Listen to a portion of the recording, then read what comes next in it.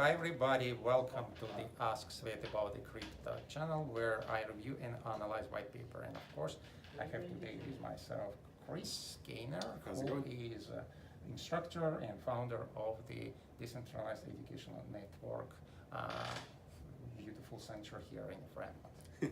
Glad to be here. Yes. So Chris will listen to what I'm reading actually from my review, and he will criticize this one, making my review more peer-reviewed. So today the review topic is David Mazieres, the Stellar Consensus Protocol, a Federated Model for Internet-Level Consensus white paper. A peculiar type of high-quality work which presents more refined version of the forked BA consensus, Federated Byzantine Agreement, or FBA. And it was first proposed by David Schwartz and others in the Ripple Protocol Consensus Algorithm, or RPCA paper, although under the different name. Citing. This paper introduces a new model for consensus called Federated Byzantine Agreement, or FBA. FBA achieves robustness through quorum slices. So that's their terminology. Okay. Individual trust decisions made by each node that together determine system-level quorums. So think about slices as intersections of different nodes, agreements. Okay. So it's just like places where these quorums exist. Okay.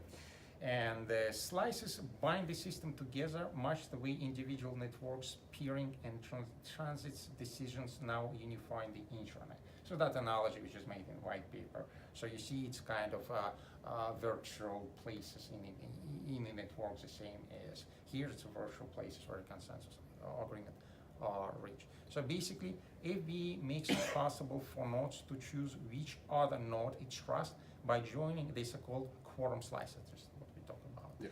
A subunit within which a local consensus can be reached. That naturally allows for much better scalability, understandable, right? Because in how throughput, compared to probabilistic voting system used by RPCA, I mean by Ripple. So is that, could you like go a little deeper into exactly how Stellar's model, you say that it's built off of Ripple, right? What is the real differentiator? Like what did they do differently, and what did they take from Ripple? Okay, so the major idea behind Ripple when they actually split it, it was that making using the same type of federated consensus, but make the system more democratic. Mm-hmm. Allow more nodes to join that system independent of the decision of the centrals. Because you see in Ripple, in order to join, there's federated slices. They don't have actually slices, they have unique node list. So basically it's a lists which you have to join. So it's a permissioned system, so you have to subscribe, submit your application to that list and then join this list, and then you become the part of this federated number of the nodes, which then decides on the consensus. So it's still much more quicker or faster than the traditional federated, non-federated Byzantine agreement, because in the non-federated Byzantine agreement, we of course require the replies of everyone in the network. Now we have only this unique node list inside of the Ripple, but Stellar made the next step. They said, okay, we don't have any lists. Now we have a virtual stage. And then we have we have like flexibility. Anybody can join the system. Any node can join the system. But of course he must choose which slice he will be part of. Yeah. Okay, that makes sense. Yeah. Okay. So and as a result of that, I assigned B+ for the velocity part of the rating, because now I analyze this paper from a technological point of view, and velocity talk about how fast the system can scale and what's the level of throughput in that system. And obviously these kind of algorithms allow for the high throughput and better scalability compared to Ripple and compared to many other systems. Yeah. But still, it's not kind of on the highest level. It's not A level from our point of view network. So it's still on a B, and I rank it as a B+. However, it also creates a security issue. So that type of slice design. While network enters into the disjoint quorum states when different slices, which includes different nodes, reaching consensus or quorum on theoretical or opposite transactions. That's actually, from my point of view, downgrades this network on the security. But you understand what's happening, right? Because, for example, if we have different nodes and they reach consensus in different slices, yeah, that's okay. But when different nodes start to reach not only different slices, we can create like a subnet inside of the subnet, or inside of the net, or the network. And then we can have the same transactions. That disagree with each other. Oh, well, not the same, differently aimed transactions on a sub-slice in the same network, and that's creating securities, right? Because you can double spend, obviously, right? Of course, that requires that there's not to be malicious in order to be long-term, because it's such a disagreement. Still have to choose to be malicious. Has Stellar addressed this particular issue in any way? No. That's exactly why I'm rating so it was like my first rating was a C++, which I now changed to B-. Because I think that because of this so long time Stellar exists in the market, it already proved that initial design, which allows for such type of security, actually now was realized. So that threat now actually was realized in the existing system. Okay. Because that's a fundamental flaw. Well, we can call it flaw, or we can call it feature of the system, right? Because it's always there is this trade between scalability and security. And it's a triangle. Yes, you increase scalability of the system, you immediately decrease the security. Of course, you're trying to design a network which put all of those, which reach both of the objectives, like a throughput, like a high throughput, and better scalability with increased security, but it never usually happens. So same problem with the Stellar, right? It increases scalability, but at the same time security goes down, so it's not A level. Mm-hmm. Questions? I think that's it. Okay.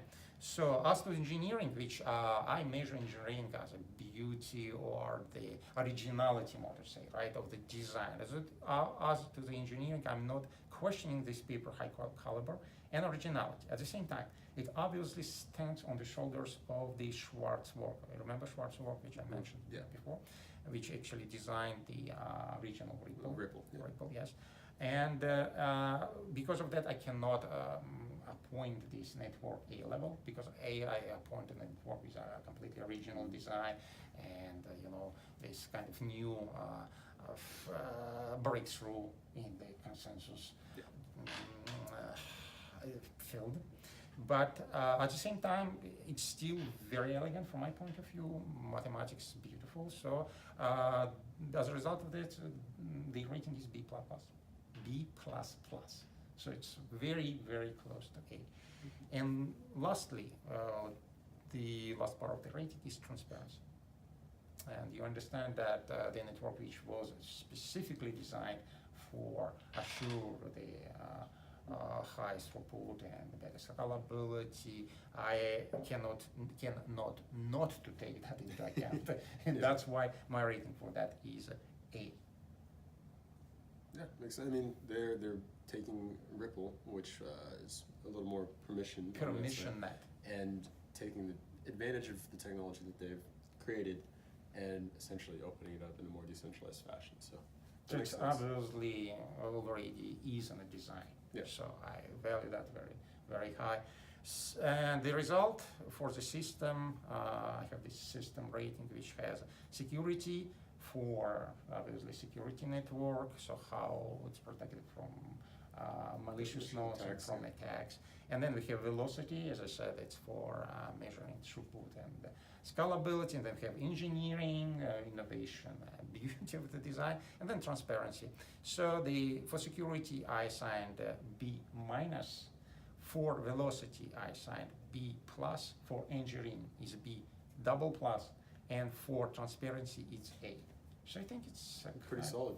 Pretty solid piece of work.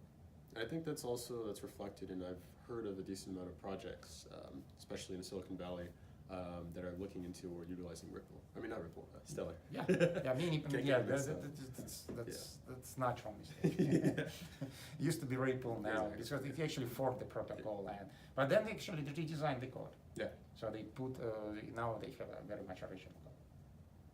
Well, that's great. Awesome. Yeah, thank you very much. See you next time, and please leave your comment below this video. I very much appreciated your feedback, because I'm still trying to make this video as versatile as possible and as high quality as possible. I know that there are a lot of rough edges to that one, but and it's don't judge us too severely. We want help creating this format in a way that gets the information across to the viewers as efficiently as possible. Yeah. Again, I very much appreciate your comments and the comments you already left to my previous videos. And again, I'm trying, and I'm promising you I'm going to be prominent. Thank you so much. See you next time. And look the internet or ask Svet about crypto, Telegram channel, and video podcast. And it was me, Svet Sedov, and Chris Gaines. Look, by the way, for decentralized exchange from Nexus, where I am the expert and also creator of another podcast this place. Yeah, just find us at www.theden.io. Our podcast is up there as well. Svet's on it. State of the industry. So, check us out below. Thank you. Bye. See you next time.